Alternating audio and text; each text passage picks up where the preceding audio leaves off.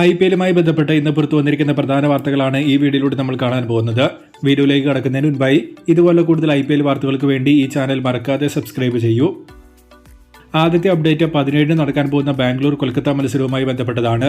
ഈ മത്സരത്തിന് വേണ്ടിയുള്ള KKR ടീം ഇന്നലെ ബാംഗ്ലൂരിലെത്തി പ്രാക്ടീസ് തുടങ്ങിയിട്ടുണ്ട്.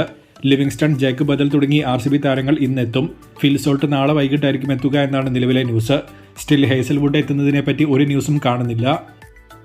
അടുത്ത അപ്ഡേറ്റ് പിന്മാറ്റം പ്രഖ്യാപിച്ചിരിക്കുന്ന താരങ്ങളുമായി ബന്ധപ്പെട്ടതാണ്. Already Jamie Overton, Jake Fraser തുടങ്ങി 2 താരങ്ങൾ ഇന്നലെ ശേഷിക്കുന്ന IPL-ൽ നിന്നും പിന്മാറ്റം പ്രഖ്യാപിച്ചിരുന്നു. ഇതിന് പിന്നാലെ ഇംഗ്ലീഷ് താരങ്ങളായ ജോഫ്രി ആർച്ചർ, സാം കറൻ എന്നിവർ കൂടി ശേഷിക്കുന്ന IPL-ന് വേണ്ടി വരില്ല എന്ന കൺഫർമേഷൻ അതത് ടീമുകൾ നടത്തിയിട്ടുണ്ട്.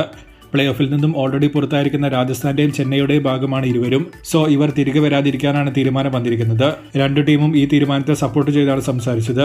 CSK റീപ്ലേസ്മെന്റ് നോക്കില്ല എന്നും അറിയിച്ചിട്ടുണ്ട്. രാജസ്ഥാന്റെ ക്യാപ്റ്റനായ സഞ്ജു അവരുടെ ടീമിൽ ജോയിൻ ചെയ്തിട്ടുണ്ട്. എന്നാൽ താരം ഫിറ്റാണോ അല്ലയോ എന്ന കാര്യത്തിൽ ഒരു ക്ലാരിറ്റിയും ലഭിച്ചിട്ടില്ല.